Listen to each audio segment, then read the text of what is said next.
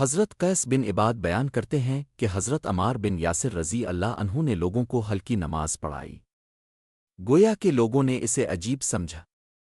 آپ نے فرمایا، کیا میں نے رکوع اور سجدے مکمل نہیں کیے؟ لوگوں نے کہا، کیوں نہیں، وہ تو ٹھیک ہیں۔ آپ نے فرمایا، میں نے نماز میں وہ دعا پڑھی ہے جو رسول اللہ نماز میں پڑھا کرتے تھے، اے اللہ، چونکہ تو غیب جانتا ہے اور مخلوق پر قدرت کاملہ رکھتا ہے، لہذا میں تجھ سے سوال کرتا ہوں کہ تو مجھے اتنی دیر تک زندہ رکھ جب تک زندگی میرے لیے بہتر ہو، اور اس وقت فوت کر دینا جب تو میرے لیے وفات بہتر سمجھے۔ میں تجھ سے خلوت و جلوت میں تیرا ڈر مانگتا ہوں اور رضامندی و ناراضی میں کلمہ حق کہنے کی توفیق مانگتا ہوں، اور تجھ سے وہ نعمت مانگتا ہوں جو ختم نہ ہو، اور نخ کی وہ ٹھنڈک، لذت و سرور جو کبھی منقطع نہ ہو، اور تقدیر پر راضی رہنے، موت کے بعد پر سرور زندگی، اور تیرے روئے اقدس کی زیارت کی لذت اور تیری ملاقات کا شوق مانگتا ہوں، اور ہر نقصان دہ مصیبت اور ہر گمراہ کن فتنے سے تیری پناہ طلب کرتا ہوں۔ اے اللہ، ہمیں ایمان کی زینت سے مزین فرما اور ہمیں ہدایت یافتہ اور گمراہوں کے لیے راہ دکھلانے والا راہنما بنا دے۔ حضرت ابو سعید خدری رضی اللہ عنہ سے مروی ہے کہ رسول اللہ کے پاس عزل کا ذکر کیا گیا تو آپ نے فرمایا، وہ کیا ہوتا ہے؟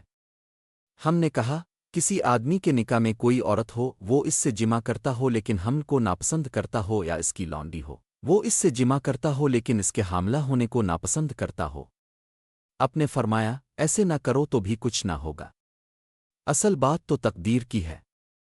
حضرت عبداللہ بن عمر رضی اللہ عنہ سے روایت ہے، انہوں نے فرمایا کہ رسول اللہ نے نظر ماننے سے منع کیا اور فرمایا، نظر کسی تقدیر کو رد نہیں کرتی، البتہ اس طریقے سے کنجوس آدمی سے کچھ نہ کچھ مال نکالا جاتا ہے۔ حضرت عمر بن خطاب رضی اللہ عنہ نے فرمایا، ایک دن ہم رسول اللہ کے پاس حاضر تھے کہ ایک آدمی ہمیں اچانک نظر پڑا۔ اس کے کپڑے انتہائی سفید تھے اور سر کے بال انتہائی سیاہ، نہ تو اس پر سفر کے نشانات نظر آتے تھے اور نہ اسے کوئی پہچانتا تھا، حتیٰ کہ وہ رسول اللہ کے پاس آ کر بیٹھ گیا اور اس نے اپنے گھٹنے رسول اللہ کے گھٹنوں کے ساتھ لگا دیے اور اپنی ہتھیلیاں اب کی رانوں پر رکھ لی، پھر کہا، اے محمد، مجھے اسلام کے بارے میں بتلائیں۔ آپ نے فرمایا، یہ کہ تو گواہی دے کہ اللہ تعالیٰ کے سوا کوئی عبادت کے لائق نہیں، اور حضرت محمد اللہ تعالیٰ کے رسول ہیں، اور تو نماز کی پابندی کرے، زکوٰۃ ادا کرے، رمضان المبارک کے روزے رکھے، اور اگر تو طاقت رکھے تو بیت اللہ کا حج کرے۔ اس نے کہا، اب سچ فرماتے ہیں۔ ہمیں اس پر حیرانی ہوئی کہ یہ اب سے پوچھتا بھی ہے اور تصدیق بھی کرتا ہے۔ پھر اس نے کہا، اب مجھے ایمان کے بارے میں بتلائیں۔ آپ نے فرمایا، یہ کہ تو اللہ تعالیٰ پر، اس کے فرشتوں، اس کی کتابوں، اس کے رسولوں، یوم آخرت اور ہر اچھی بری تقدیر پر ایمان رکھے۔ اس نے کہا، اب سچ فرماتے ہیں۔ مجھے احسان کے بارے میں بتلائیں۔ آپ نے فرمایا، یہ کہ تو اللہ تعالیٰ کی عبادت اس طرح کرے گویا اسے تو دیکھ رہا ہے، پھر اگر تو اسے نہیں دیکھتا تو وہ تجھے دیکھ رہا ہے۔ اس نے کہا، مجھے قیامت کے بارے میں خبر دیجیے۔ آپ نے فرمایا، جس سے پوچھا گیا ہے وہ پوچھنے والے سے قیامت کا زیادہ علم نہیں رکھتا۔ اس نے کہا، پھر مجھے اس کی نشانیاں بتلا دیجیے۔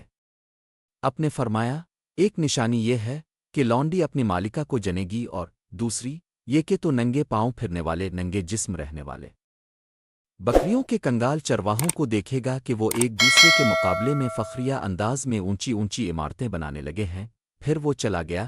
حضرت عمر رضی اللہ عنہ نے فرمایا، 3 دن میں اسی طرح ششدر ٹھہرا رہا۔